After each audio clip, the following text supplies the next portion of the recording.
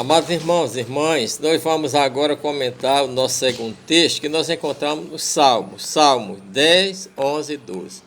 Todos esses salmos são salmos de Davi e são salmos que foram compostos em tempo de angústia, em tempo de corrupção, em tempo de injustiça política, de injustiça religiosa, principalmente com a prevalecência dos ímpios.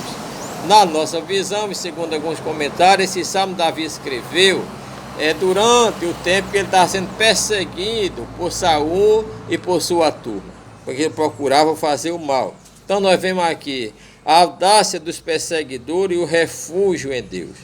Porque conserva longe, Senhor, porque te esconde dos tempos de angústia.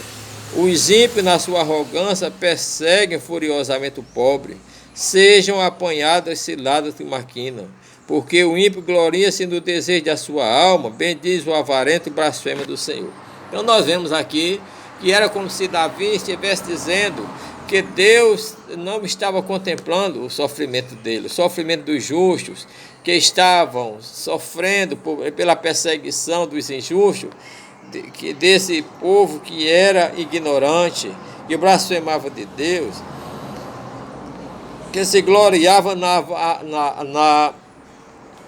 avareza e blasfemava, desprezava o nome do Senhor. E diz que eles também se orgulhavam no seu orgulho, né?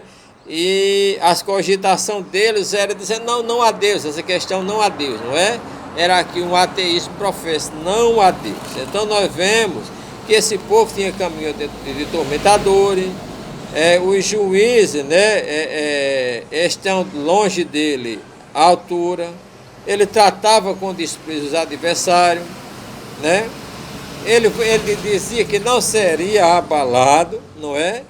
Que eles mandavam que o justamente Davi se colocasse no cerrado ou nos lugares ocultos, afugentavam o justo para as cavernas, era isso que eles faziam, que eles armavam cilada e esconderijo como covil de leão para derrubar o justo. E assim nós vemos que Davi, no verso 12, ele manda que Deus se levante, que Deus estenda a mão e não esqueça do necessitado, né? Porque o ímpio estava blasfemando de Deus, estava desprezando o povo de Deus. Mas no versículo 12, no verso 16, ele diz: o Senhor é reino eterno, a terra e da sua terra serão desraigados o ímpio. Então ele já mostrava que Deus, apesar de não ter ainda tomado vingança, mas ele, como Deus eterno, ele ia punir os ímpios. E que o Senhor, que tinha ouvido, que ouve o desejo dos mansos, ele confortaria o coração, não é? E os ouvidos desse Deus estavam abertos, né? Para fazer justiça ao órfão, ao oprimido, que era oprimido naquela sociedade.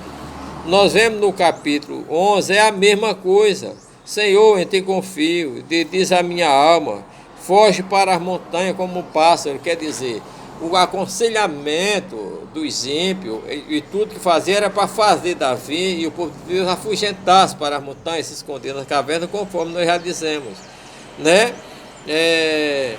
Nós vemos que o verso 4, o Senhor está no seu santo templo, o trono do Senhor está no céu e os seus olhos estão atentos e suas pálpebras provam o filho do homem.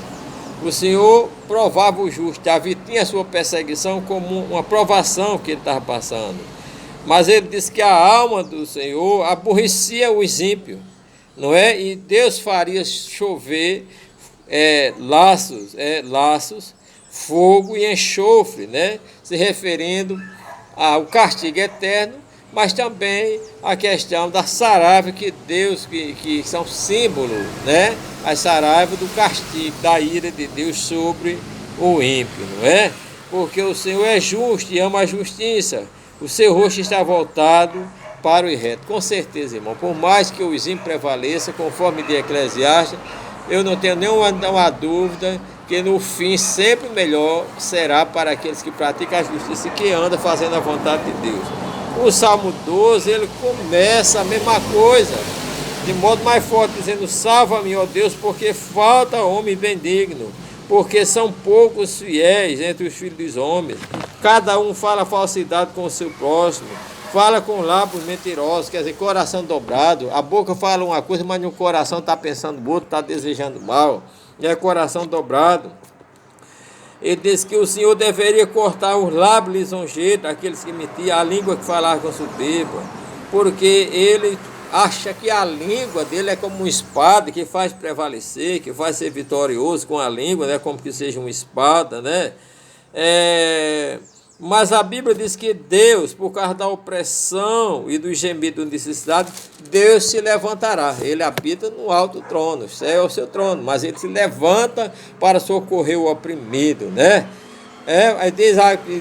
Agora diz o Senhor, porém a salva aquele para quem eles assopram. Quer dizer, aqueles que eles tentavam expulsar com o assopro da boca, com a espada da sua língua, Deus agora se levanta para proteger. As palavras do Senhor são palavras puras, como a prata refinada em forno de barro e purificada 7 vezes. Então, irmão, a palavra de Deus se cumpre, é fiel, é pura. Assim como o fogo vem para purificar a prata, para tirar as escórias, a sujeira, assim também vem a provação, a perseguição, a luta na vida do crente. Mas Deus, a provação, esse teste que Deus faz por nós, é para nos purificar, é para nos trazer vitória, é para que, como o ouro que é provado no fogo e depois é aprovado, assim também nós sejamos aprovados com as lutas, com as tempestades aqui na terra, não é? Para ser purificada e provada a nossa pureza espiritual diante de Deus. Tu nos guardarás, Senhor, desta geração, nos livrarás para sempre. Os ímpios circulam por toda parte, quanto mais vis dos filhos dos homens são exaltados. Então nós vemos, amados irmãos, que na verdade os mais vis dos filhos dos homens, quando são colocados no poder, então a tendência é o mal, a maldade se levantar sobre a face da terra.